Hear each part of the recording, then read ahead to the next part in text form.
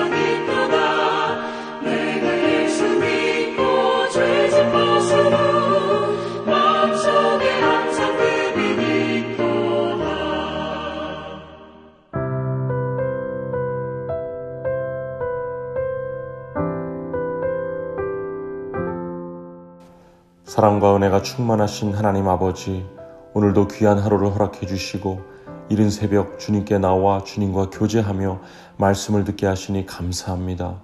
날마다 주님과 동행하며 주님을 나의 주인으로 모시고 이웃을 돌아보며 살아야 함에도 불구하고 늘 나의 이기적인 생각과 교만함으로 주님의 마음을 아프게 하였던 것을 회개합니다. 주님의 귀하신 보혈로 용서해 주옵시고 정결케 해 주시옵소서. 오늘도 주님의 보혈을 의지해서 나아가오니 힘주시고 하나님의 사랑으로 충만케 하여 주시옵소서. 지금 세상은 코로나 바이러스로 인해 위축되고 두려움과 우울증으로 시달리는 사람들이 많아지는 것을 봅니다. 이럴수록 우리가 더욱 서로를 돌아보게 하시고 주님과 동행하며 감사함으로 나아가게 하여 주시옵소서. 오늘은 특별히 미국에 사는 전문직을 가진 무슬림들을 위해 기도합니다. 먼저 우리가 그들을 사랑할 수 있게 하여 주시옵소서. 그리하여 하나님과 이웃을 사랑하라 하신 가장 큰 계명을 따를 수 있도록 인도해 주시옵소서. 무슬림을 판단하거나 두려워하거나 증오하지 않게 하여 주옵시고 그들을 사랑하고 그들을 위해 기도하고 하나님께서 성령으로 그들을 그리스도께로 인도하실 것을 신뢰하며 나아가게 하여 주시옵소서. 각 직장에서 무슬림을 만날 때마다 그들에게 관심을 갖고 마음을 열어 그들과 함께 고민하고 친구가 되어주는 우리들이 되게 하여 주옵시고 그들을 하나님께로 인도하는 삶을 살게 하여 주시옵소서. 오늘도 이 아침에 주님의 귀한 말씀을 듣습니다. 성령님 함께 해주셔서 전하시는 분이나 듣는 우리들이 그 음성을 듣고 새 힘을 얻어 오늘도 승리하게 하여 주시옵소서. 감사드리며 예수님의 이름으로 기도합니다. 아멘.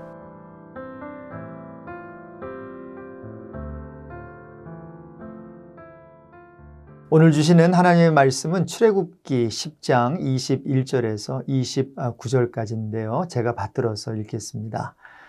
여호와께서 모세에게 이르시되 하늘을 향하여 내 손을 내밀어 애굽 땅 위에 흑암이 있게 하라. 곧 더듬을 만한 흑암이리라. 모세가 하늘을 향하여 손을 내밀매 캄캄한 흑암이 3일 동안 애굽 온 땅에 있어서 그동안은 사람들이 서로 볼 수 없으며 자기 처소에서 일어나는 자가 없으되 온 이스라엘 자손들이 거주하는 곳에는 빛이 있었더라. 바로가 모세를 불러서 이르되 너희는 가서 여호와를 섬기되 너희의 양과 소는 머물러 두고 너희 어린 것들을 너희와 함께 갈지니라. 모세가 이르되 왕이라도 우리 하나님 여호와께 드릴 제사와 번제물을 우리에게 주어야 하겠고 우리의 가축도 우리와 함께 가고 한 마리도 남길 수 없으니 이는 우리가 그 중에서 가져다가 우리 하나님 여호와를 섬길 것임이며 또 우리가 거기에 이르기까지는 어떤 것으로 여호와를 섬길는지 알지 못함이니이다 하나 여호와께서 바로의 마음을 완악하게 하셨으므로 그들 보내기를 기뻐하지 아니하고 바로가 모세에게 이르되 너는 나를 떠나가고 스스로 삼가 다시 내 얼굴을 보지 말라. 내가 내 얼굴을 보는 날에는 죽으리라. 모세가 이르되 당신이 말씀하신 대로 내가 다시는 당신의 얼굴을 보지 아니하리이다. 예, 이번 달부터요, 4월 이제 마지막 이제 날인데요. 오늘 내일 이틀간 우리 ANC 선교사님들께서 귀한 말씀을 또 전해 주시겠습니다. 오늘은 정광섭 선교사님이신데요. 우크라이나에서 섬기고 계신 귀한 우리 선교사님이십니다. 이제 선교사님의 말씀을 듣도록 하겠습니다. 할렐루야. 새날을 주신 하나님을 찬양합니다. 또 우리가 비록 영상이지만 말씀을 나눌 기회를 주신 하나님과 교회 리더십들께 감사드립니다. 우리가 만나면 인사합니다. 어떻게 지내세요? normal, 항상 같아요, 괜찮아요 라고 답하죠. 늘 같은 큰 변함이 없는 지낼 만한 상황을 normal이라고 답하죠. 우리가 지난 1년 이상 바이러스로 인한 팬데믹 가운데 지나고 있습니다. 생각지 못한 이 상황에 새로운 말들이 등장했는데요. 뉴 노멀이라고 하는 신조어입니다. 이 뉴 노멀이라는 말은 사실은 2008년도 세계 금융 위기 때 생겨난 말이죠. 새롭게 만들어진 경제적 기준을 말하는 것인데요. 많이 사용되지 않다가 이번 바이러스 사태를 맞아서 다시 사용하고 있습니다. 지금은 뉴 노멀의 시대이다. 지금 이 모습이, 이 상황이 새로운 일상, 새로운 정상 상태라는 것이죠. 이제는 이 상황을 그러려니 하면서 받아들여야 한다는 의미가 담겨 있습니다. 정말 새로운 말들이 만들어지는 만만치 않은 상황을 우리가 살아가고 있습니다. 분위기가 많이 침체되어 있죠. 또 바이러스에 대한 공포가 여전하고 여러 제약들을 살면서 당하고 있습니다. 예상보다 늦어지는 백신의 공급, 또 불안감, 경제적인 어려움들. 오늘 이런 상황에 처한 우리에게 가장 필요한 것은 무엇이라고 생각하십니까? 그것은 어떤 상황에도 변치 않는 하나님, 그분을 바라보는 것이다라고 믿습니다. 여전하신 하나님, 항상 최고의 것으로 부어주셔오신 우리 하나님, 나의 친밀하신 아버지. 애굽에서 종살이하는 이스라엘이 있습니다. 아무런 희망도 보이지 않던 그들의 막막한 삶, 억압받고 내일도 아닌 정부와 권세자의 일에 강제로 동원되는 것, 나에겐 의미도 없고 가치도 없는 삶을 살던 그들의 모습, 또 노예로 여러 세대를 살면서 삶에 배어버린, 시키는 대로만 하는, 혹은 대충 맞추어가는, 스스로 생각도 없는, 아니 생각할 필요도 없는 노예 근성들. 이 모습은 죄에 매여 살던 구원받지 못한 나의 과거의 모습을 말해주는 것이죠. 죄에 묶여 사탄의 조종을 받던, 그것이 다인 줄 알고 살던, 그러다가 영원히 형벌에 들어갈 과거의 나의 모습이죠. 그들 종살이하는 이스라엘 민족에게 진정으로 필요한 것은 하나님, 오늘 뉴 노멀 시대에 진정 나에게 필요한 것은 하나님, 하나님의 사랑, 다시 살게 하시는 사랑. 오늘 본문은 하나님이 선택하셨고 사랑하시는 그 이스라엘 민족을 애굽으로부터 이끌어내어 그들의 조상 아브라함에게 이미 허락하신 가나안 땅으로 인도하시는 애굽에서의 출발 과정이 담겨 있습니다. 자, 이제 인도자로 세움을 받은 모세가 바로 앞에서 백성들을 보내라라고 요청하고 있죠. 그에 대한 바로의 반응은 어떠합니까? 좋다, 보낸다. 아니, 보내지 못하겠다를 계속 반복하고 있습니다. 성경은 그 이유를 말씀하십니다. 하나님께서 바로의 마음을 강팍하게 하셨기 때문이다 라고요. 사람의 마음을 주관하시는 하나님, 세상 권세 잡은 자들을 통해 하나님의 일들을 이루어 가시는 것을 보여주시고 계십니다. 강팍하게 하시고 그것을 통해 하나님이 애굽과 또 세상의 모든 권세에게, 그리고 그 사랑하는 백성에게 어떤 분이신지를 알려가고 계시다라는 것이죠. 자, 이제 듣지 않은 애굽의 바로에게 10가지 재앙을 보내시죠. 애굽인들이 농사를 위해 우상으로 섬기는 나일강물을 피로 물들게 하여 쓰지 못하게 하십니다. 개구리 모양의 다산의 신 헥트, 파리떼의 신 하트콕, 가축의 신 아피스, 악질 재앙의 신 하도르, 독종과 의술의 신 임호텝, 우박, 하늘의 신들을 다 물리치십니다. 왜 그러실까요?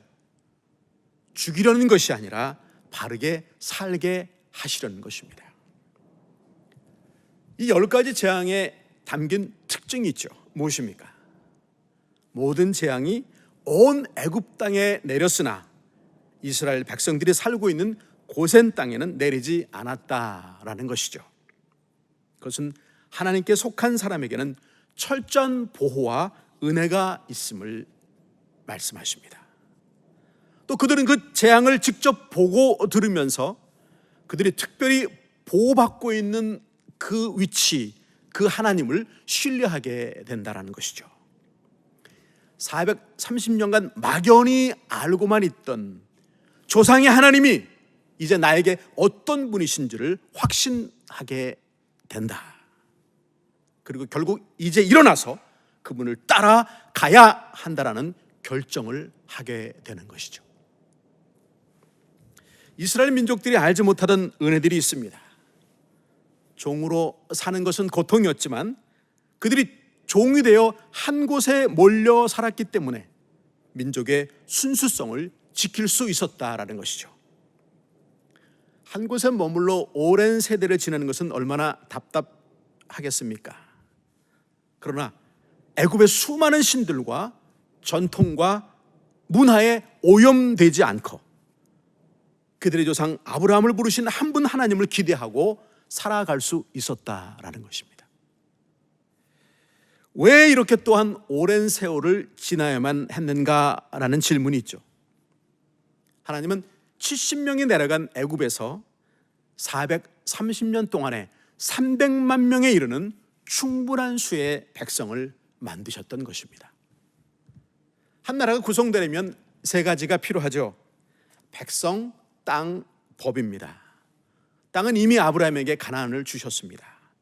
그리고 이 430년 동안에 300만의 백성을 세우셔 갔던 것입니다. 법은 이제 가나안에 들어가는 과정에서 주실 것이죠. 우리의 지혜와 눈을 넘어선 놀라우신 하나님, 오늘 우리가 이 당한 일들 그 속에서 당황해하며 뉴노멀이라고 말하기도 하지만 이 모든 것의 주관자이신 하나님, 사랑하시는 이들과 약속을 지키시며 보호하시는 은혜의 우리 아버지 하나님, 오늘 특별히 주신 이 본문은요, 재앙 중에 9번째, 온 세상이 흑암에 덮이는 것입니다. 애굽 땅에 흑암이 내렸고 3일간 지속되었습니다. 흑암, 태양이 빛을 잃었다라는 것이죠. 그들이 섬기는 태양신이 얼마나 헛된 것인지를 말씀하십니다. 또 어떤 학자들은 예수님께서 십자가에 달려 돌아가신 후에 3일간 암흑에 계시고 다시 밝은 빛이 왔던 것처럼 죽음을 이기시고 부활하실 것을 상징한다라고도 말하곤 합니다. 이 빛이 사라지면 단순히 불편한 것만이 아니죠. 사실은 세상의 모든 생물이 죽어가게 된다라는 것입니다. 죽고 사는 것, 모든 것이 하나님께 속한 것이다. 어떤 우상도 바라보지 말아라. 오직 한 분이신 하나님을 주목하라.